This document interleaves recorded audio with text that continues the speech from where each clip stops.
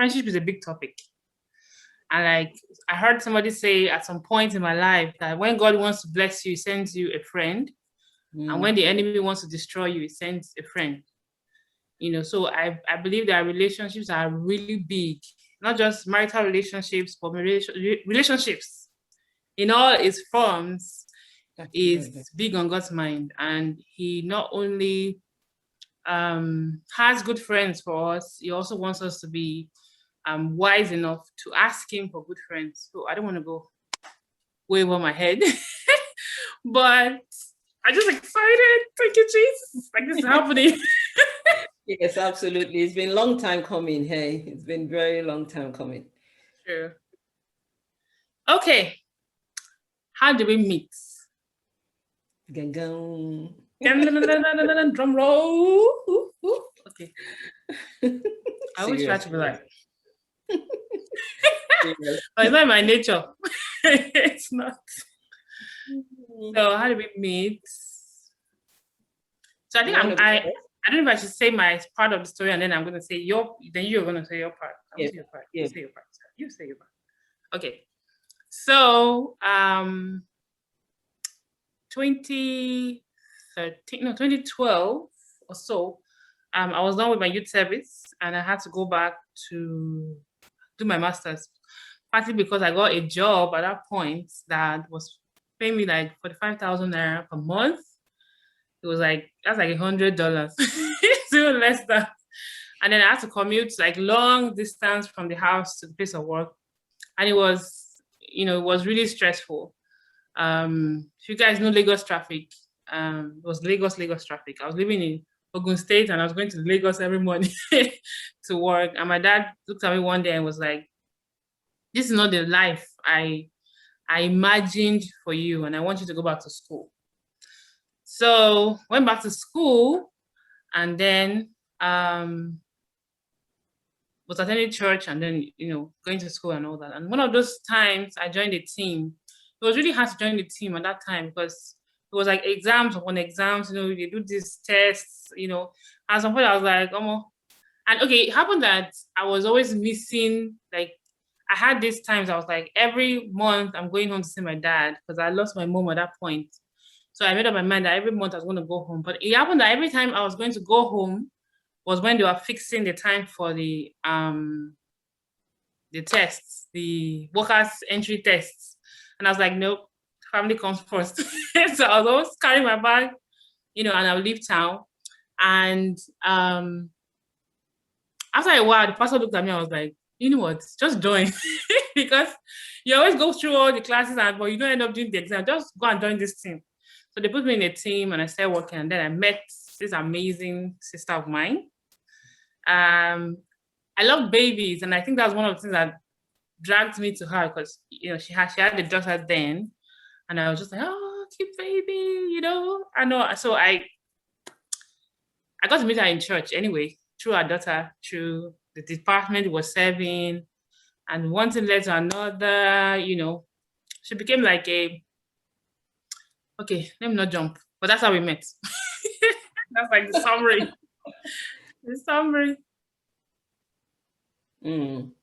Thank you very much. It's actually interesting hearing from the horse's mouth. I need to do a horse sign. But then, yes, so we did, just like Miranda has said, we did meet in church. And I think the first time that I noticed her was at one of the team meetings. And I remember that she walked into the room and her smile just lit up the room. And I'm like, who's this woman? Like, who's this lady? Like, she's a tall, for those of you who know her, she's, way taller. So I'm like, who's this woman? Like, she was just like the life of the, the room, of the meeting. And she just like warmed up to me. And if for those who know me, it takes me a while to warm up to people. So I was like, oh, okay, hello. But it seemed like we had known since forever. And like you rightly said, I I think my daughter then was a couple of months, maybe 4 to 6 months or thereabouts. So she was really little, and she just went for her and carried her all through the meeting. And in my mind, I'm like, who is this person that is, that just, so easily warms up to people? And like they say, the rest is history. Like it was just like the case of maybe David meeting Jonathan, because I really can't say there was one time that we probably said, oh, maybe I checked her out, or I thought, oh, should I be her friend, or all those things that but it was just a divinely arranged meeting, I believe. So yeah, that's how we met. That's Okay. 2013. So that's like 7 years now. Yeah. ish. Yeah, 7, 8 years. Yeah. yeah. And I think one question that comes up is, where would they see this kind of friendship? Like, where do you people see this kind of friendship? I think that's the first question. Like, people are like, okay, I've met people have been so nasty is the word to me, and I feel like I am constantly taken for granted, and I'm asking myself, are there really good people out there who would not want to take advantage of me? So I think that's the first question. Like, where do you find friends? How do you find friends? So you go first.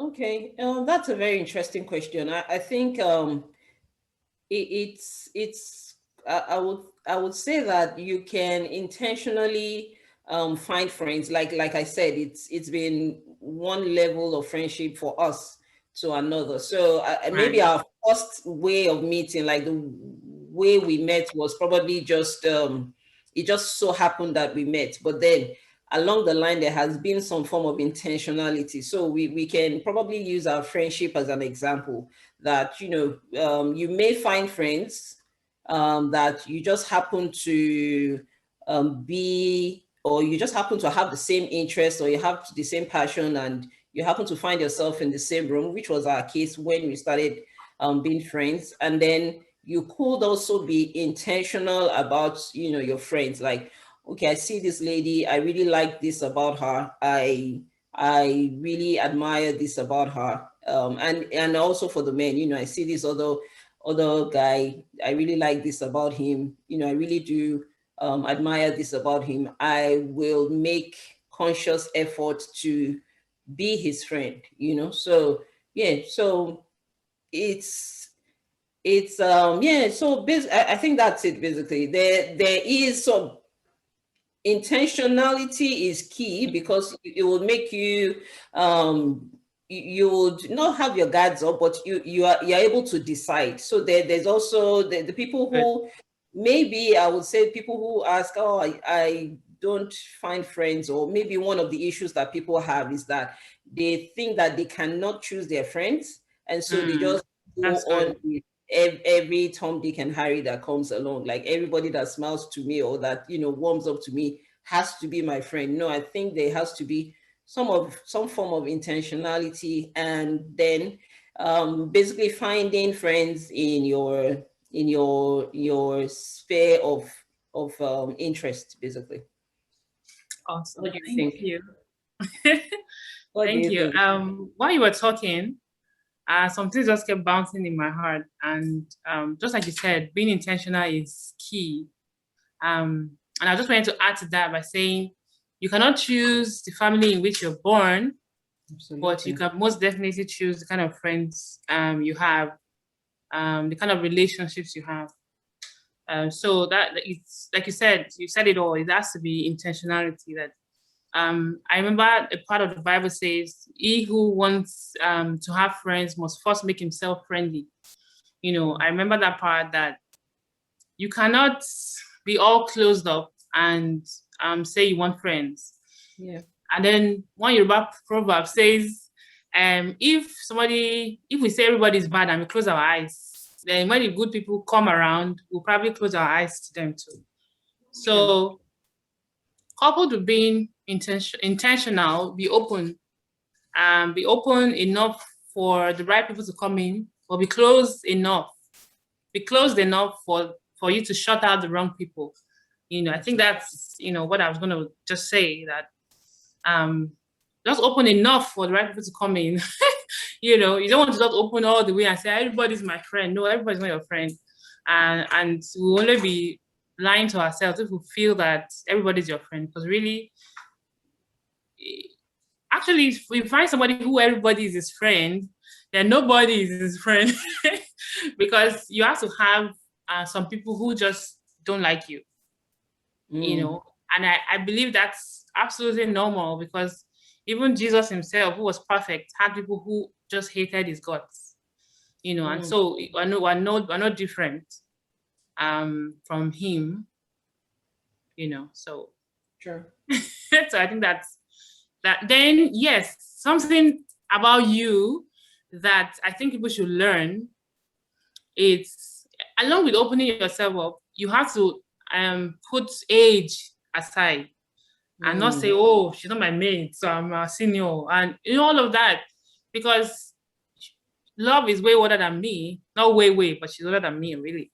So, and at that time, I was a single girl. She could have said, oh, I'm a married woman, I have a baby, I don't mingle with single girls and all of that. But she was open enough, discerning enough, and humble enough to actually, it's one thing for me to say, hey, and so another thing for her to say, oh, I'm receiving your gesture, I'm receiving your friendship. So it's a two-way thing. Yep. Yes. And you are amazing. You are open.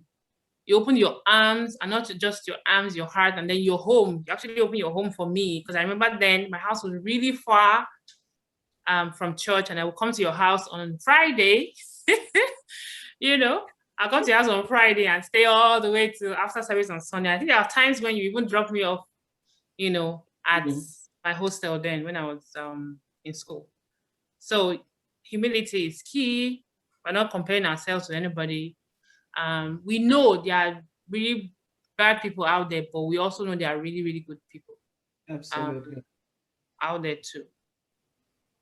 So let me see. Ms. Adejumake, do you have any questions before we continue? I think I've got one question. Okay. I've got one question. What makes a good friendship? So are there things to, maybe that's a really big chunk of question. Sure. So probably one side of it is what makes a really good friendship. Like, how would you know that, okay, this is a good friendship? And then maybe the other side is, what are the things to watch out for? If I'm okay, I believe in, okay, I've heard this talk, I want a friendship like this, I desire a friendship like this, what do I watch out for? What do I look out for in myself and in the other person? Okay. Should I go? Yeah, I'm going right at it. Yeah, absolutely. Okay. So so many things, of course. This is like a digression, but I'm going somewhere with it. Sometimes long ago, I actually dated somebody who did not have like the same principles as I did. And I remember one of his mentors called me and said, you can't marry this guy. Not just because you are not, you don't like each other, but because your principles don't align. And it was funny that it was his own mentor that told me that, and that was true. The principles has to align. Absolutely. The core values. There's a book called, I think, 101 or 10, I'm not sure, but it's called the law of relationships. I'll probably write it somewhere in this video while it's scrolling or something. But that book talks about the fact that relationships are constantly taking you up or are constantly bringing you down. Sure. And in every relationship, there are negotiables and there are non-negotiables. Absolutely. Yeah, there has to be some things in a relationship that I'm like, oh, that's not a big deal. Like, it's not a big deal. But there's some things that I cannot compromise. And number one is my faith. There's so many, but like number one is my faith. Do we have the same faith? Or am I going to be saying something, oh, the Bible says, and you're like, oh, what's that one? Please put the Bible somewhere. You can't be talking about Bible here. Then we can't be close friends, because friendship is not just about the flesh. It's a soul thing. It's even a spirit thing. You know, people think it's just husband and wife relationship that goes really deep, but sometimes relationship between friends goes way. Sometimes it even outlives the friendship of spouses. I've seen friends that they're like 90 years old and they're still friends, and their husbands have gone to be with the Lord. You know, so sometimes the relationship between friends outlives the relationship between spouses. So you have to write down your non-negotiable. What are the things that when somebody does is a no-no? Is a no-no. For example, for me, my faith, like I already said, my faith. And number two, I'm not a party club kind of person, which is why on a Friday, instead of me going to, gonna shake. Gosh, I know. You know, I was gonna talk about the fact that, okay, which is why I rather go to a house and just chill, watch movies, then with this. For me, that was okay. That was it. In fact, even my husband right now would say, our date night is to sit down in the house and watch movies. So it has to align, you know. I can't want to be outside and he wants to be inside, or she can't want to be outside and I want to be inside. And you know, just like they say, if a fish falls in love with a bird, where would they live? You know, it's talking about the principles. Where, you know, what are the things that you are like, this one, no, tell me on that thing, but this one. And then what are the things that's not a big deal? For example, having a different personality with me is not a big deal because everybody can't be like me. If you know her, she's like the quiet person, she's really cool. But me, I'm just like all over the place, and you know, that's it's a negotiable for me, because I'm like, okay, we can't all be the same. It's okay. Absolutely. You know, for example, you like to eat too much beans and I like to eat plenty of rice. That's not a big deal, you know.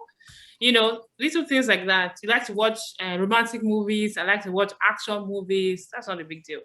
You know, so I think I've said enough. But stating your negotiables and setting your non-negotiables and looking out for it when you actually have to be, like she already said, Love said, you have to be intentional. It's like an assignment. Yeah. You know, it's like you meet somebody, it's not that, then I'm telling you all my whole life story, I'm opening to you, I'm telling you everything. No. You have to be intentional. I'm constantly looking at, I've met some people even this year that the very first time I spoke to them, I was like, no. And it's not pride. It's your right. It's I don't know how to say it. I don't know how else to say it. It's your right. It's not pride. It's what needs to be done. You know, Absolutely. You need to be able to sieve out the ones that don't align and keep the ones that do. Absolutely. What do you think?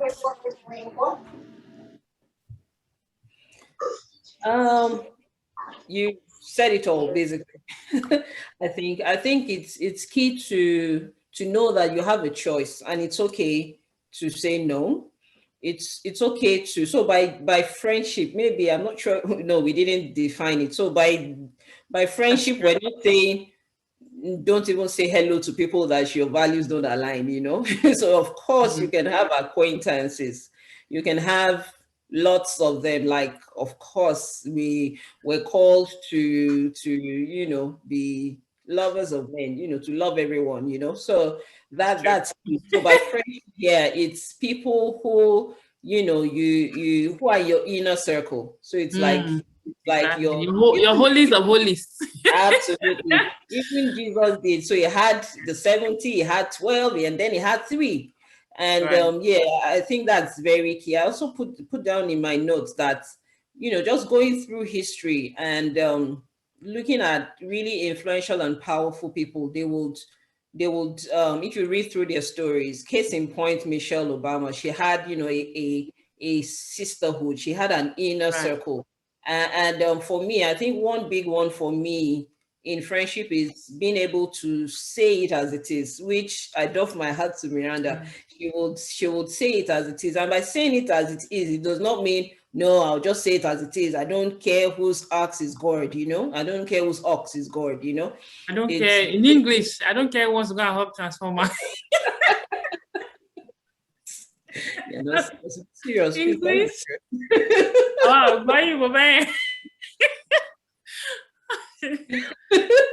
So, like I was saying, Miranda, please don't distract me. So it's key to be very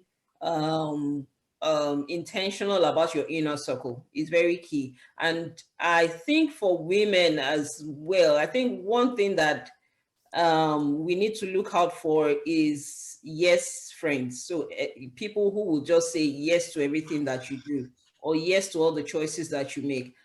I firmly believe that it's important that you have people who can call you out, who will call you out when you've not done the right things, or you've not done things rightly, or people who can who would tell you when they're not comfortable, because there's a tendency for an average lady to just have hype friends, hey, tell you, just hype you and psych you, and then they turn around and then the next thing is telling the other person what they should tell you, which i.e.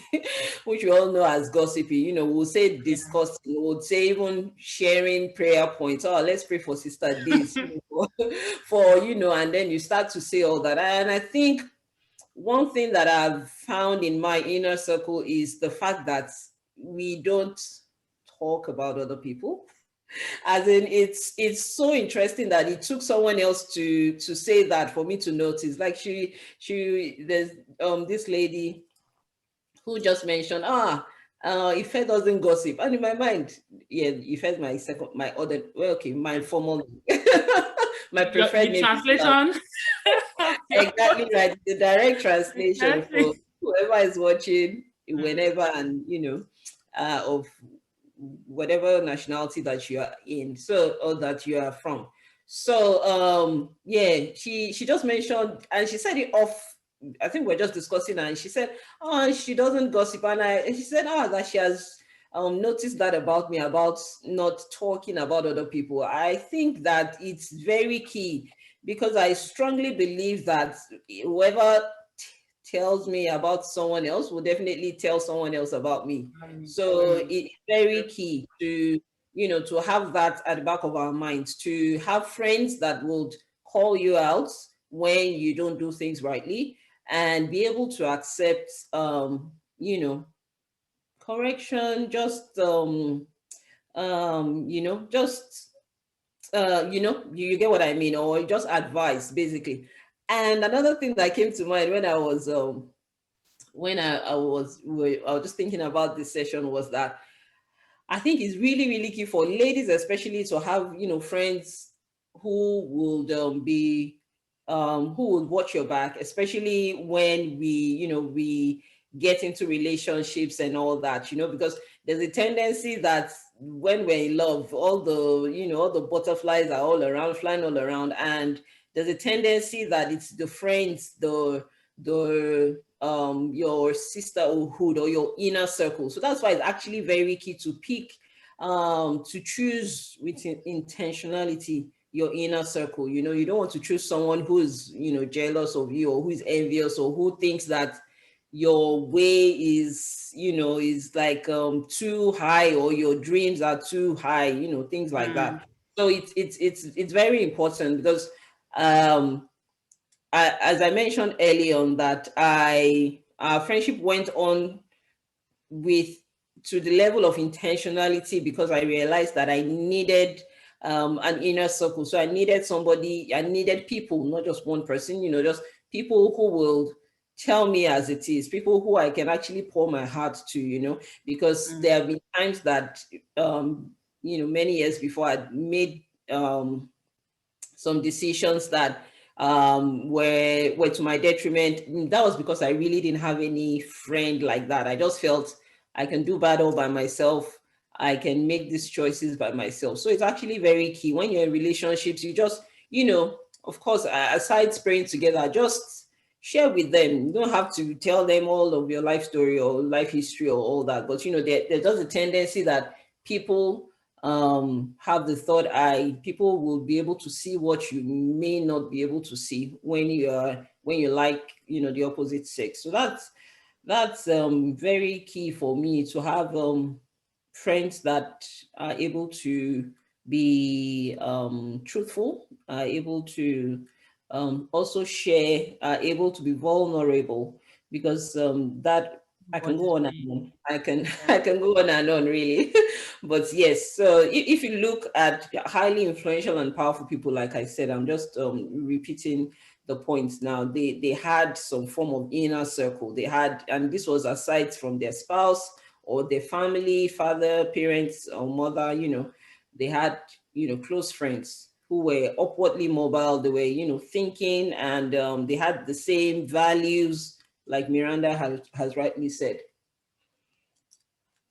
So with these few points of mine, I It's hope. so good. It's really good because having friends that can tell you, you not try. Let me speak Mm, English because I don't know who's going to listen to this later. But having friends who are not yes girls, yes men, yeah. who say, he's like, hey, yeah, yes, it's okay. Yeah. Yeah. And looking at that scenario, we have to also look at why people keep friendships like that, Mm, or why friends become like that. And sometimes it's because they've either told you the truth and you couldn't handle the truth, and they're like, okay, you tell her the truth now, she'll just flip on us. So anything, it's okay, it's okay, it's okay. So, mm, like we said at the beginning, for you to have a good friend, you have to be a good person first, because you most mm, likely will attract your kind. Um, you likes attract. It's not like magnets that opposites attract, or likes. yeah. When it comes to friendship, it doesn't mean that they have to be like you in temperament and the likes, but in values, you most likely attract a kind of person. So you are the kind of person that gossips and lies and all that. You most likely will attract those kind of people. And in fact, it's funny that the things that irritates you the most, about somebody, are things that um, you kind of, I don't know how to explain this. You kind of find yourself, the thing that will pain you way is the thing that you are doing for another person, but you don't like someone to do it to you. That's like the way I Mm, want to put it. Like, so likes attract. Likes attract. I'm trying to get the point where I was going to before. What was I saying? Help me, Jesus. Yes, you should. I'm looking for friends who are always saying yes to everything you say, but when your friends also tell you try, you yeah. should be able to also say, okay, yes, I know try. Even though Love and I have had some episodes, even recently. I was just gonna say, it's not all rosy and and Oh Lord, makeup there was one like that we this. had. I was just like, you should know what's happening. You cannot be telling me that. I was so angry. I was so pained. My husband was like, "It's okay." I was like, "No, it's not okay." She of all people should know. She of all people should know better. you know. And then she called again. We didn't talk for like how many days? Oh God, I'm sure some I'm people would have thought you were going to say how many weeks or months, but oh yeah, days, oh no, it was but days. yeah. And then she called and she was like, okay, I'm sorry. Maybe the way I put it did not come out right. And maybe it seemed kind of like I was not sensitive, but everything I said was out of the love I have for you, Mm. and that was when I could really see the things she was saying. And when I started to like when it started to backfire, and then put it that way, You now saw that it was true, when it yeah? started to backfire, I saw that okay, yes, it was true. And even though it wasn't like I was rude to how much you're saying it, I just said you're not helping me. Right now, you're not helping me. Like that was what I kept saying. Like, you're not helping me. Like you should know it's okay, it's fine. We'll talk about it later. But right now, you're not helping me. You're just making my matter worse.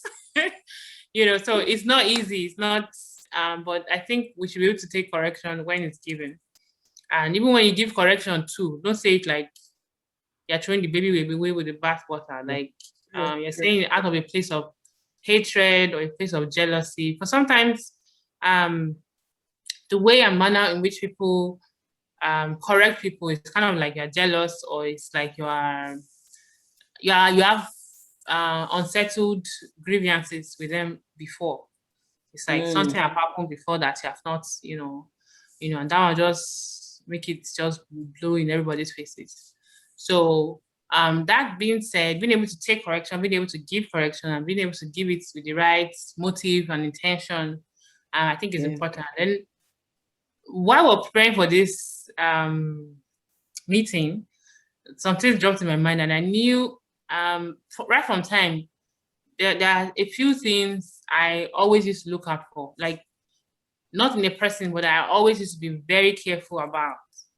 And because I've heard somewhere that the most thing that can break a friendship is either someone of the opposite sex or money. And so those two things, I'm always extra careful. If I say, okay, I need some money from you, I'm always, hey, Lord Jesus, because those things kind of, like you said, you can be in love with somebody, so in love with somebody, and your friend can still write to the person like, Papa, you're bad one. What are you doing with this person?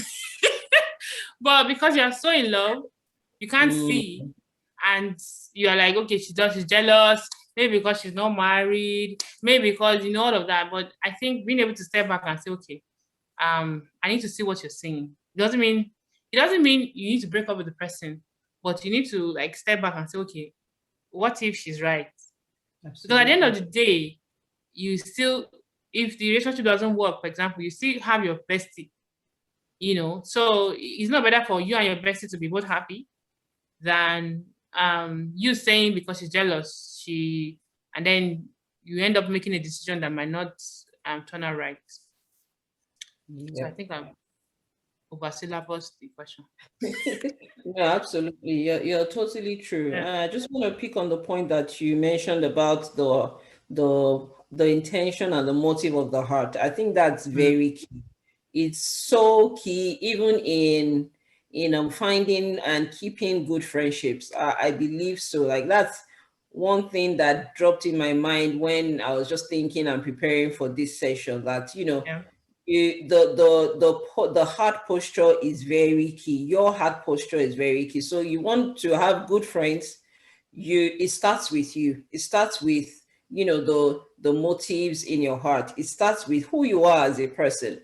Really, it's because every thriving relationship is a two-way street with God, with human beings, with our spouses, with our friends. It's a two-way street, so it starts with you. What's your heart like? What's the temperature of your heart? What's the quality of your heart? I think that's very key, because if you don't have the right mind, if you don't have the right mindset, it's even, you could attract a person, but it's definitely not going to last long. You could actually start a great friendship, but it's not going to last long. And it's very key in basically calling out, or saying stuff about, especially when you're like in a relationship. I think no matter how difficult you're going to no matter how difficult a conversation you're going to have with a friend is, the most important thing is to check in your heart, so that even if it was not received right, you know in your heart of hearts that you said everything that you said for the person's good, So it's so key. Like I've obviously I'm leaving that with Miranda, just having the selflessness and the service that Miranda, like, I cannot write my autobiography without without having like one or two chapters about Miranda, because not lying. that she just sends stuff, as in like she saw I actually did learn that from her. She saw this, she sends, she sees a book that inspires her, she just sends. she sees a link, she sees a, you know, a podcast or session online, like I've lost count really. And that's also very key. You know, it's not because you can only control what's going on in your heart. You can only control what's going on. You can only control your thoughts, you know. So it's important that you take charge of your thoughts, so that even if you're, because you can actually send, you know, I'm just thinking about that now, you know, you could have sent all those, you can, yeah, you see, someone is attesting to that.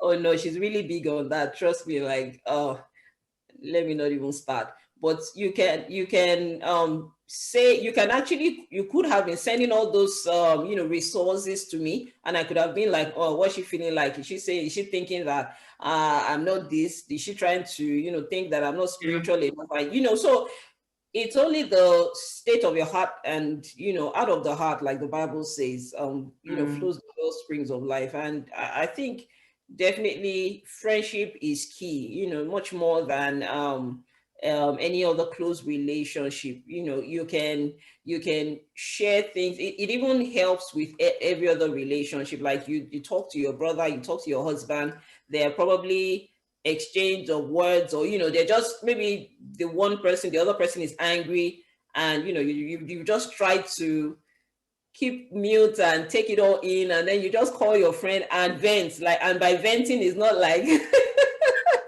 by venting is not like you're like saying all the bad things, or even saying in details.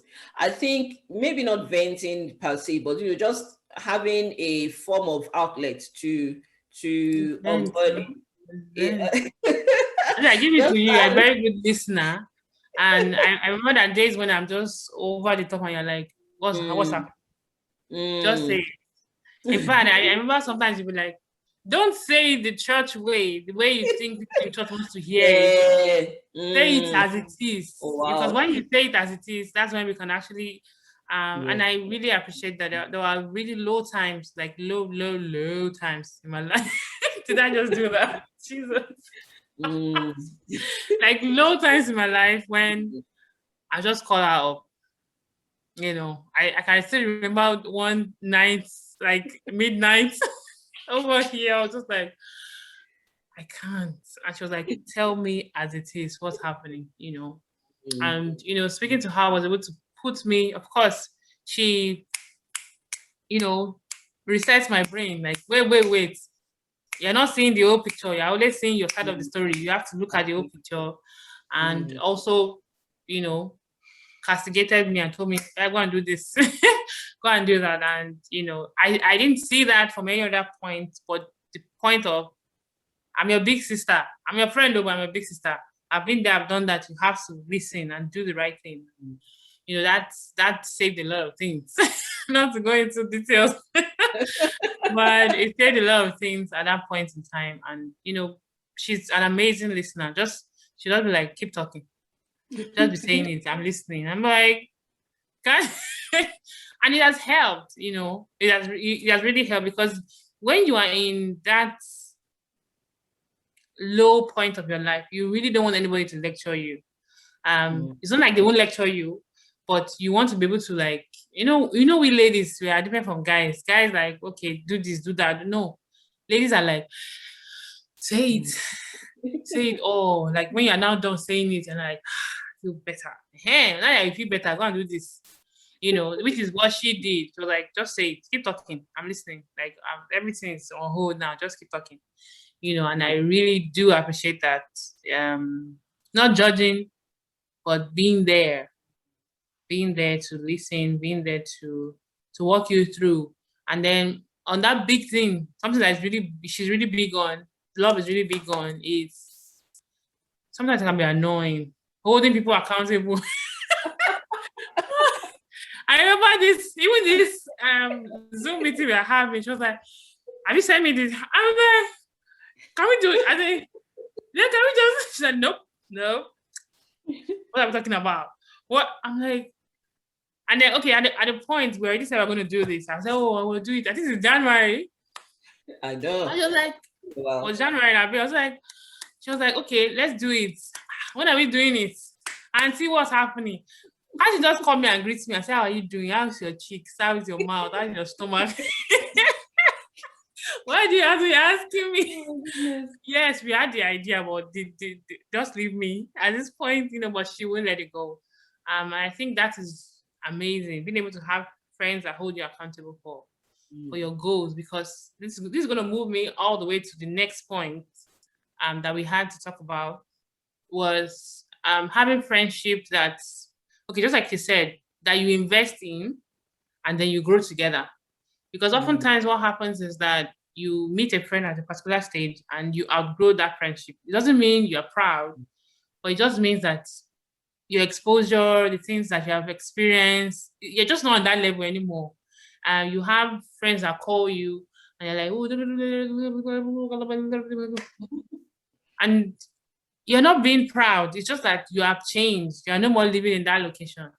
And I believe when you have friends that you see the core values are aligning, you see that what's it called now? You see that the non-negotiables, yeah, are there.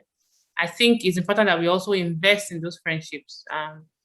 Invest in those friendships. If you have to buy them a course, if you have to buy them a book, if you have to, whatever it takes, so that we can all grow together. Because people that are billionaires and all have friends who are also billionaires, not because it just happened automatically, but it happened that most of them, carry each other along. So I have this idea and I tell a friend, okay, like the story of, was it Facebook? When Facebook was going to start and they called his friends together and say, okay, oh, this is this idea, oh, let's start it, or put your one cover inside. And, and right now they're all rich because he carried his friends along, and I remember, I think someone was talking about a friend who didn't believe in it and left, and he didn't invest in that friendship. And right now, I'm sure he's not popular because he's not popular because so we run at a risk. I'm going into friendship. I'm talking too much. Not all right. We run at a risk. We run at a risk. Because my husband is quiet, so I try to say, I'm not talking too much. Should I press? So are you are also quiet? Love is also quiet. So when I'm talking to him, I'm like, should I calm down? Like, should I keep going? Like, go, keep going. Exactly. So I think investing in friendships or anything in this world that's worth doing is a risk. Sure. It's a risk, and it has to be a risk you're willing to take. You have to be willing to go get your heart broken. The fact that myself and Love are friends doesn't mean we have not met different people at different times who have done very nasty things to us, or who has, disappointed us in so many ways.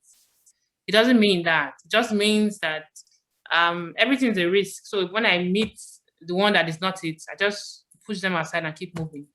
Don't close your heart because somebody broke it. Just beside your heart is not a glass. So okay, Kaina. Oh God, it's flesh. It's elastic to it's a bounce back if you allow it. Don't stay in that point of heartbroken, I'm heartbroken, and everybody's trash. No, everybody's not trash. The people you met were trash. You can get past, you're going through, you can get past that point in your life and you meet amazing people that blow your mind. But if you stay in that place of hurt and place of everybody's the same, then you're most likely going to meet the same kind of people because you already said everybody was the same. So what were we talking about before? Yeah, friendship. Okay, taking risks and investing in people. Oh yes. Oh, it's all in the topic. It's all in the topic. It's all in the friendship topic. I think that there are very, very salient points that you raised. It's very important that we are intentional. It's important that we just put in effort in friendships, in the friends that we have, because the quality of our friends are like the popular saying, if if your five closest friends are richest, you should be the sixth, or You're the average of your friends.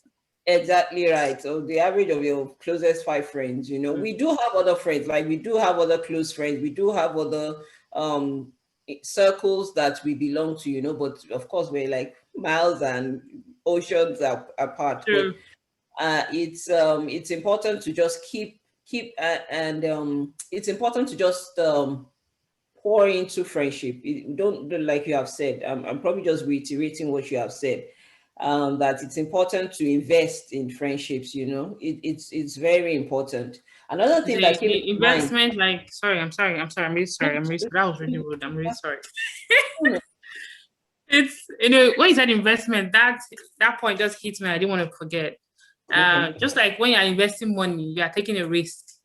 True. So when you're investing in friendship, it's a risk worth taking.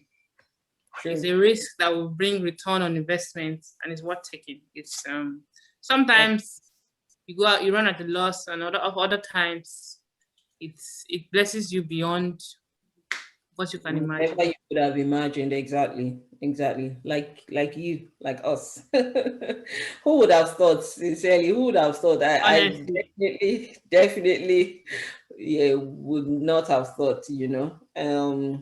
Another thing that came to mind was that it's actually another advantage of having friends, especially some form of, especially friends of the same sex, is that you get to practice. So I'm talking to single ladies, or those that are probably trusting God for a life partner. You don't have to wait. Don't withhold your love and say, I'm just waiting for Mr. Right. No, I remember very well that Pastor Kingsley Okonkwo, the popular relationships coach, said that he had been serving. He had been in church serving. He had been pouring into people. He was selfless in the different capacities that he was in church, in the church where that he attended. And so it was easy to serve one person when when it was time for him to get married.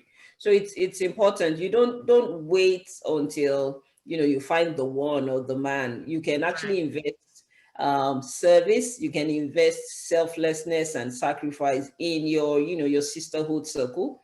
It's like you're rehearsing with them, so to say using that term very loosely. You can manage. If you do friendships like it ought to be, there should definitely be some form of disagreement. Of course, healthy disagreements. There should be some form of different opinions, and how were you able to resolve that? There should be some form of different temperaments, like Miranda has rightly said. How do you cope with that? Don't wait until the man. No, you can actually have all these experiences with your friends, and it's actually that's like one of the very safe environments to have these things, especially of course when you have put in place intentionality and being with like-minded people. It's very important. The purpose again of this session is basically to showcase that there can be valuable friendships, there can be valuable relationships of the same sex, there can be, and it's not limited to location, like where we're in different continents, different countries, we've lived, we live together, and we're, just like she said, I actually didn't put to mind the age difference, because and this is not even hyping in any form, Miranda is way, way older than her age. Like, sometimes I make some decisions, and when I tell her about it, or I'm just talking and we're talking, and she's like, and even me, I have to arrange myself, like, just the look on her face, like she's way, way older in wisdom. Like, and I definitely, age is nothing but a number. Like, I definitely will settle for where there's wisdom, where there's qualities. So it's very important that we just know that friendships, really valuable, real friendships, is possible. And to also know that for that to happen, there has to be investment on both sides. There has to be just intentionality on both sides. There's so many things to also look out for in yourself before you start to look out for friendships. And there are some things that you won't even know. There's some what's the word now? There's some moods or temperaments or that you wouldn't even know you have until you actually relate with people on the external. You can be thinking, oh, I'm gentle, I don't talk, but when you have to, when you start relationships, friendships that will pull out the other side in you, or just maybe on the flip side, on the good side, just like she said, having some form of accountability, and you didn't even know that you could maybe stretch yourself to achieve something, maybe to achieve a master's degree or achieve, something you didn't in your wildest dream think you were going to, achieve something. But, having friends would that, push you on, that encourage you, and you just find out that, oh, wow, I didn't even think in my wildest dreams that I could attain this or I could achieve this. Right. It's very, very important. There are many other topics we're going to be talking about here after now. and it's basically just to show that it's something, it's a relationship that people overlook. There are several sessions and events about relationships and all what have you, but it's very key. The Bible is very, very intentional, or is big on friendships. We have friendships in David and Jonathan, friendships even in what we should not do. In the case of Job's friends, they started out right, they grieved with him, but eventually we can learn one or two things about friendship from that story. So we can go on and on. It's very key. So that's basically what we're showcasing, just telling the world that their friendship is possible. Good friendship is possible. I can imagine this in like 70 or 50 years time.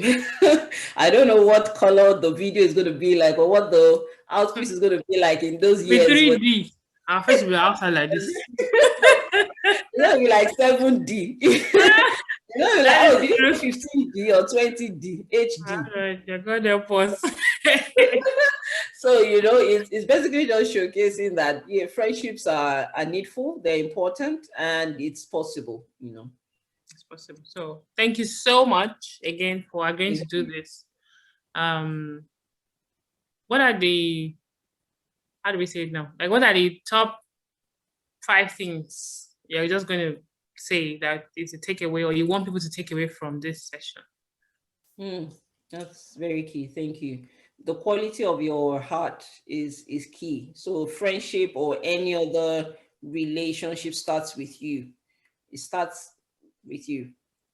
Yeah, you can, if you're just watching this, just go back to what we have said. We've said that severally. It starts with the quality of your heart. It starts with the quality of you. How do you see yourself? Are there things that that is repulsive to friend, to keeping a great friendship? You have to work on that. You are what you get what you are, basically. And secondly, great friendships are possible, irrespective of location, irrespective of any form of barrier. Great friendships are possible. Also, it's also key to find friendships in places of similar values. It's very key. That's one bedrock of a great friendship, of being a great friend and having a great relationship as friends. That's number 3. Number 4 will be invest in your friendship. So it's important that you invest in friendships, and also learn to receive. So learn to give and learn to receive. Don't overthink things. Don't think, oh, she's doing this so that I won't be able to. That's just topic. Like being able to receive is a big topic, because it is. I think we should talk about it one of these days. Yes, because for a long time, I think it's just like last year or this year, I just started to learn to receive. Receive, Yeah. without thinking of what can I do to top that. Yes. Yes. You know, Yes. Very it's true. the big Very one. true. And lastly, I think that was 4. Lastly, is that friendship is a risk. You know, life itself is a risk anyway. So Sure. friendship is a risk, but yeah, that doesn't mean we should you should not Do it. venture out. How about you? I'm that student in school. And when you're like, Miranda, But when you get to the exam hall, you will now write like you write. I know your paper will be full. You be like, that's my extra sheet. Miranda, but you said you were scared. Now, how come you got 96A? This girl, there's something about you. I know. Oh God. So I think the top 5 things I want people to take home or to take away from this video when you're watching it is, number 1, keep your doors open enough for the right people to come in, but close enough for you to turn away the wrong people. Don't completely shut your doors for everybody because of something or someone who has hurt you. So I think that's number 1. Number 2 will be, like Love already said. She said it's a risk. So in investing in a friendship, investing in a sisterhood, it's a risk. You run the risk of either being received or being rejected. Yeah. So take the risk because it might backfire and might not work. But if it actually works, the investment outweighs the reward. I mean, the reward outweighs the investment. Yeah. Yeah. So I think that's number 2. Number 3 is for you to have friends, you must first be friendly. True. It's just like Love said. She said it starts with you. It starts with you because it's just like sugar and ants. If you are sweet, you're going to attract good people or sweet people who want to eat from you, actually. But if you are sweet, you attract people. If you're nice, you attract people. If you are adding values to the life of others, it's just a matter of time for people to like gravitate towards you. That's number 3, Abby. So I love things. Number 4, like Love already said, be humble to look for where wisdom is. Be humble enough to look for where wisdom is. It can be in somebody who is way older than you. It can be somebody who is way younger than you are, or whoever the person is. Look for or stay where wisdom is. Stay where you're growing. Stay where you're thriving. Stay where you're celebrated. Stay where you are encouraged and let me use Niger word, you're gingered. Stay where you're constantly gingered, not where you are constantly being torn down. I think number 5 will be you have a choice.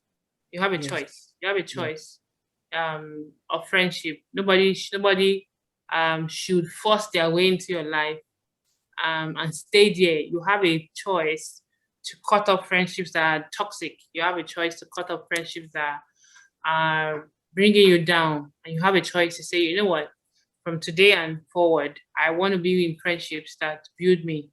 I'm going to also build people up, and I also want people that will build me up. So I think those are the 5 things. So good. So good.